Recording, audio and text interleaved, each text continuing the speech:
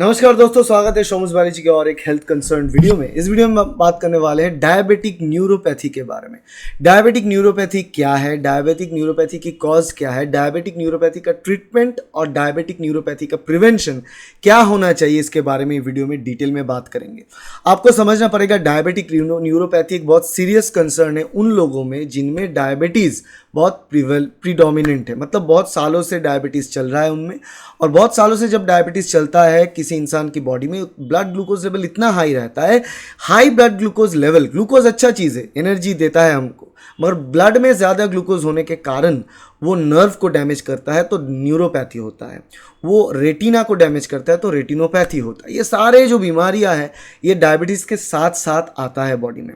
तो न्यूरोपैथी एक ऐसा बीमारी है जहाँ पे ये नर्व को डैमेज करेगा, उसके कारण आपकी हाथ पैर की अलग अलग जगह की जो नर्व है वो डैमेज होने के कारण आप बहुत ज़्यादा पेन फील करोगे, दर्द महसूस करोगे। उसके साथ साथ वहाँ पे नमनेस होगा, टिंगलिंग होगा, कभी कभी सेंसेशन आएगा, कभी कभी सेंसेशन चला जाएगा, आप ठीक ठाक से चल फिर नहीं पाओगे, सेंसेशन आपका ठीक ठाक से नहीं रहेगा। ये सारे प्रॉब्लम्स की जड़ है डायबिटीज़। इसलिए डायबिटीज़ न्यूरोपैथी जो होता है, डायबिटीज़ न्यूरोपैथी को आप ठीक से, जब डायबिटिक पेशेंट बहुत सालों से चल रहा है, आपको हर वक्त ये वॉच रखना है कि आपके हाथ पैर ये सारे जगह जो है, थाई एरिया, बटॉक एरिया, सब जगह पे कोई पेन वगैरह कुछ ज़्यादा बढ़ तो नहीं रहा है। अगर बढ़ रहा है तो इंडिकेशन ऑफ डायबिटिक न्यूरोपैथी हो सकता है, तो आपको ट्रीटमेंट करना चाहिए, डायग्नोसिस करना चाहिए, उसके बाद ट्रीटमेंट स्टार्ट करना चाहिए।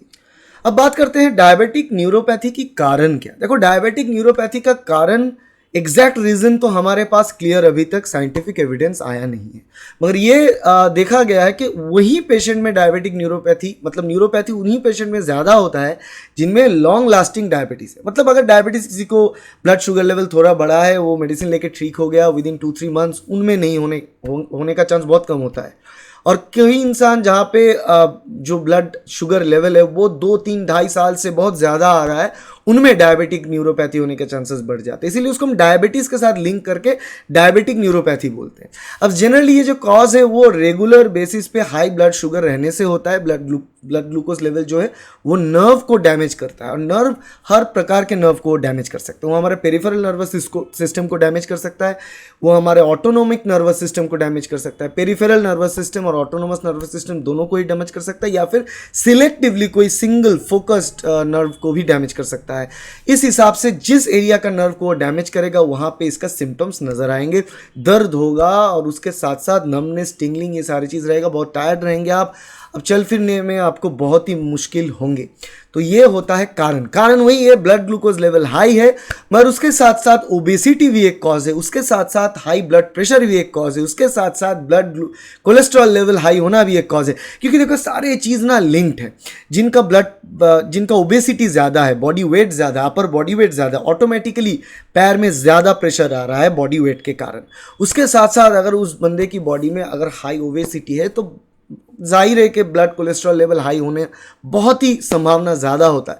कोलेस्ट्रॉल भी हाई है, उसके साथ साथ ब्लड ग्लूकोज भी अगर हाई होता है, क्योंकि वो खाते भी ज़्यादा होंगे, शायद कंट्रोल नहीं करते होंगे, that's why the weight is increase, right. तो उनमें ना ये सारे प्रॉब्लम्स एक साथ एज ए चेन आता रहता है।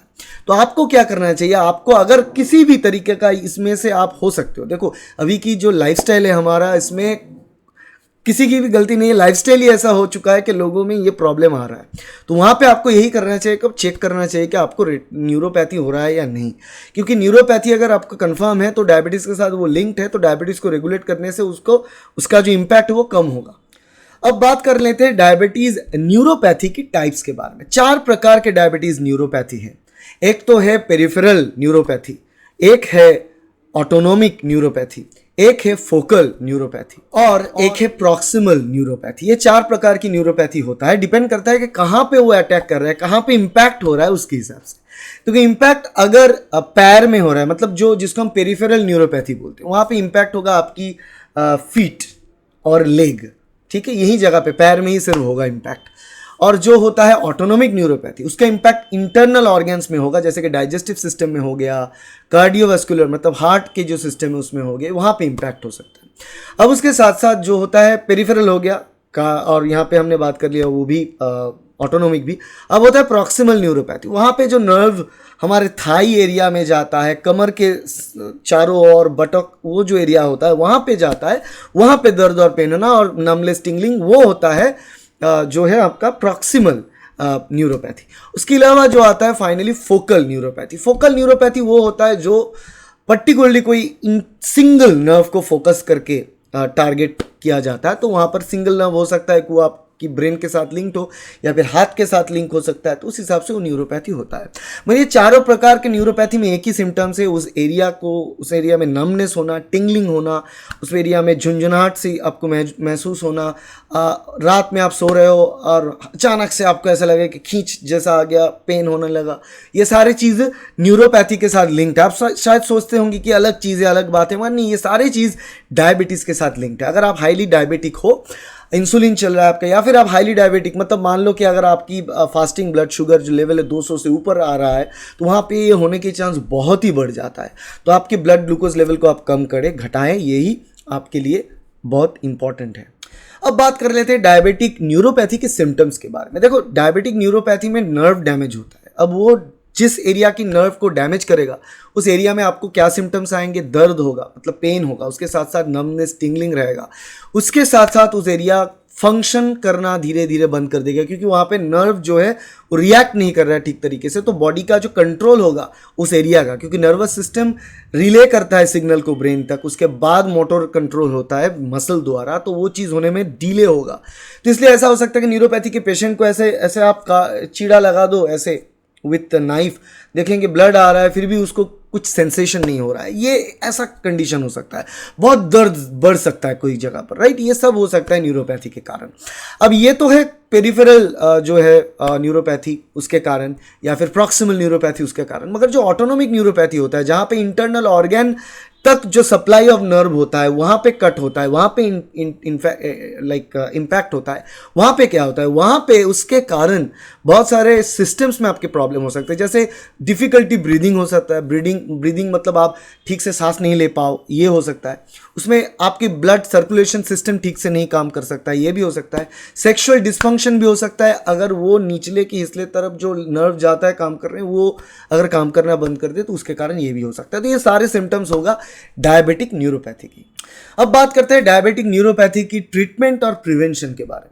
सिंपल वर्ड में अगर मैं कहूं, डायबिटिक न्यूरोपैथी का कोई इलाज नहीं है, फिक्स्ड इलाज नहीं है कि इससे पूरा ये ठीक हो जाएगा। ये पूरा ठीक नहीं होता है, क्योंकि ये डायबिटीज के साथ रिलेटेड है। अगर डायबिटीज को आप ठीक कर लो तो धीरे धीरे इसका जो इम्पैक्ट है वो कम होने लगेगा। ऐसा नहीं होगा कि वो गायब हो जाएगा, कभी नहीं होगा, क्योंकि जो डैमेज नर्व में हो जाता है वो परमानेंट डैमेज होता है, उसको फिक्स नहीं कर सकते।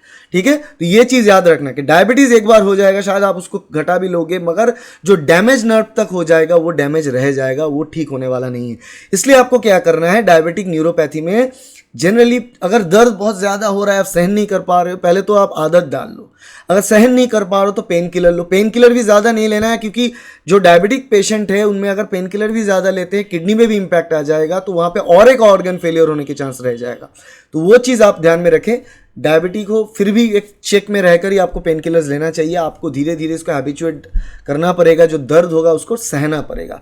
इसके अलावा फिजिकल थेरेपी ऑप्शंस है, नॉर्मल कन्वेंशनल फिजिकल थेरेपी है। इसके अलावा लेज़र फिजियोथेरेपी में बहुत इसमें फ़ायदा होता है। क्लास 4 लेज़र थेरेपी जो हम करते हैं, particularly in our cases I have tried with several patients and this case that class 4 laser therapy did remarkable job of reducing the pain. जो दर्द होता है उसको विद इन 2-3 सिटिंग्स कम कर देता है। धीरे धीरे न्यूरोपैथी का जो पेन है इसको कम कर सकते हैं हम विथ मल्टीपल सिटिंग्स। हाँ, आपको बार बार सिटिंग में आना पड़ेगा, ऐसा नहीं सोचना पड़ेगा ये बिल्कुल 2 बार ले लिया बट ठीक हो गया, ऐसा नहीं होता है।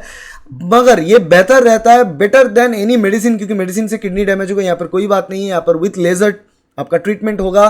5 मिनट 6 मिनट का सेशन रहता है, ऐसे करके आप वीकली 2 और 3 डेज का सेशन अगर कंटिन्यू करेंगे 2 महीने तक, फिर उसके बाद गैप 2-3 महीने का, फिर से 2 महीने तक, ऐसे करके हमने देखे कि बहुत जो डायबिटिक न्यूरोपैथी के पेशेंट्स हैं वो बहुत बेटर तरीके से लाइफ लीड कर पा रहे हैं। क्योंकि ज़्यादातर केसेस में ये एजेड पीपल होते हैं और उनमें ना मूवमेंट का भी एक प्रॉब्लम रहता है, तो उनको मूवमेंट ठीक ठाक रहे ये भी इंपॉर्टेंट है।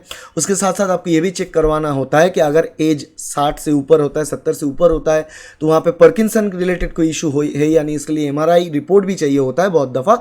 वहाँ से ये सारी चीज़ कंफर्म होता है, उसके बाद ही ट्रीटमेंट प्रोसेस स्टार्ट किया जाता है। Conventional physical therapy, laser physical therapy, scanner treatment, तीनों अलग अलग ट्रीटमेंट से जो है डायबिटिक न्यूरोपैथी को बहुत हद तक कंट्रोल किया जा सकता है।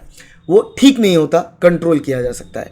So that's all about diabetic neuropathy. इसलिए डायबिटिक न्यूरोपैथी एक बहुत ही बर्निंग टॉपिक है और बहुत ही एक इंपॉर्टेंट बीमारी है जिसको लेके हमें सोचना चाहिए, क्योंकि ये एक ऐसा बीमारी जिसका मेडिसिन हमारे पास कंप्लीट क्योर के लिए नहीं है, मगर ये धीरे धीरे आपके मल्टी ऑर्गन डैमेज तक कॉज कर सकता है। इसलिए अगर आप डायबिटिक हो और आपकी बॉडी में ऐसा कोई भी नर्व रिलेटेड इशू नज़र आ रहा है तो डायबिटीज़ कंट्रोल करें, जो बॉडी वेट है आपका वो घटाए, उसके साथ रेगुलर एक्सरसाइज करें, ज़्यादा नहीं जितना पॉसिबल है उस हिसाब से करें, और उसके साथ साथ एक बैलेंस डाइट पे आप बने रहें। उससे आप हेल्दी लाइफस्टाइल लीड कर पाएंगे और डायबिटिक न्यूरोपैथी का जो डैमेज है उसको रिड्यूस कर पाएंगे। That's all about diabetic neuropathy. ये वीडियो अच्छा लगा तो वीडियो को लाइक ज़रूर करना, शेयर करना अपने दोस्तों के साथ, कलीग के साथ, और सब्सक्राइब करना इस चैनल को ताकि ऐसे वीडियो आपको मिले। Thank you, bye.